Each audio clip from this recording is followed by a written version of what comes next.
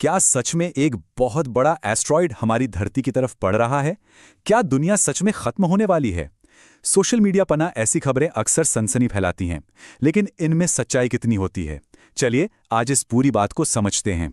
एक तारीख जो बार बार सामने आती है, 13 अप्रैल 2029।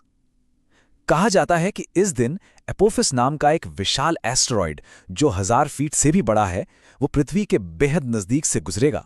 और दावा यह है कि अगर ये पृथ्वी से टकरा गया तो ऐसी तबाही मचेगी जो इंसानी इतिहास ने कभी नहीं देखी होगी। मतलब इतनी एनर्जी निकलेगी जितनी हिरोशिमा पर गिरे एटम बम से 10 लाख गुना ज्यादा हो। और बात यहीं खत्म नहीं होती। एक और तारीख का जिक्र होता है, 12 जुलाई 2038। कहा जा रहा है कि एक और एस्ट्रॉइड धरती से टकरा सकता है। और इसके टकराने का चांस कितना बताया जा रहा है? पूरे 72%। यहां तक कि नासा के अलर्ट जारी करने और इसरो चीफ की चेतावनियों की बातें भी की जा रही हैं। लेकिन इन सब चौंकाने वाली खबरों में आखिर सच्चाई है कितनी? क्या हमें सच में डरने की जरूरत है? चलिए इसकी तह तक जाते हैं।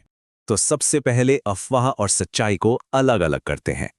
तो ये जो 2038 में 72% टक्कर वाली खबर है ना, वो पूरी तरह से गलत है। असल में ये नासा का एक काल्पनिक अभ्यास था, मतलब एक मॉक ड्रिल। इसमें एक्सपर्ट्स ये देख रहे थे कि अगर भविष्य में कभी ऐसा कोई खतरा आता है तो हम उससे निपटने के लिए कितने तैयार हैं। ये कोई असली भविष्यवाणी नहीं थी। अब बात करते हैं अपोफिस एस्टेरॉइड की। देखिए, जब इसे 2004 में खोजा गया था, तब शुरू में इसके टकराने की 2.7% संभावना थी, जो कि काफ़ी ज़्यादा है। इसी वजह से इसे गॉड ऑफ केओस यानी अराजकता का देवता नाम दिया गया था।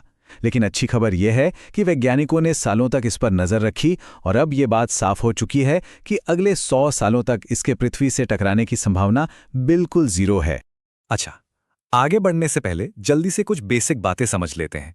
एस्ट्रॉइड यानी क्षुद्र ग्रह, ये असल में चट्टान और धातु के बड़े बड़े टुकड़े होते हैं जो स्पेस में घूमते रहते हैं। वहीं दूसरी तरफ होते हैं धूमकेतु यानी कॉमेट्स। ये बर्फ, धूल और चट्टानों से बने होते हैं। इन्हें गंदे स्नोबॉल भी कहा जाता है। और जब ये सूरज के पास से गुजरते हैं तो अक्सर इनकी एक पूंछ जैसी दिखाई देती है। और जिसे हम टूटता तारा कहते हैं ना, वो असल में किसी एस्टेरॉइड या कॉमेट का एक छोटा सा टुकड़ा होता है। जब वो पृथ्वी के वायुमंडल में आता है तो जल उठता है और हमें एक रोशनी की लकीर दिखती है। तो अगर ये वायरल खबरें झूठी हैं, तो क्या हम पूरी तरह से सेफ हैं? असली खतरा आखिर है कितना बड़ा? देखिए, दुनिया भर की स्पेस एजेंसियां हर वक्त ऐसे एस्टेरॉइड्स पर नजर रखती हैं जो भविष्य में खतरनाक हो सकते हैं। जैसे कि यूरोपियन स्पेस एजेंसी की एक रिस्क लिस्ट है जो ऐसे ही ऑब्जेक्ट्स को ट्रैक करती है। और इसमें एक दिलचस्प बात है, इस लिस्ट में जो एस्टेरॉइड सबसे ऊपर है वो साइज में छोटा है, लेकिन उसके टकराने की संभावना थोड़ी ज्यादा है। वहीं लिस्ट में एक बहुत बड़ा एस्टेरॉइड भी है, लेकिन उसके टकराने का चांस लगभग 0 है। तो इससे पता चलता है कि वैज्ञानिक हर तरह के खतरे पर नजर रखते हैं, चाहे वो छोटा हो या बड़ा। पर छोटे आकार का मतलब ये नहीं कि कोई खतरा नहीं है। 2013 में रूस के चेलियाबिंस्क शहर के ऊपर लगभग 20 मीटर का एक उल्कापिंड फट गया था। किसी भी सिस्टम ने इसका पता नहीं लगाया था और इसके शॉक वेव से हजारों इमारतों को नुकसान पहुंचा और करीब 1500 लोग घायल हो गए थे। तो सवाल ये उठता है कि ऐसे खतरों से बचने के लिए हमारे पास क्या उपाय हैं?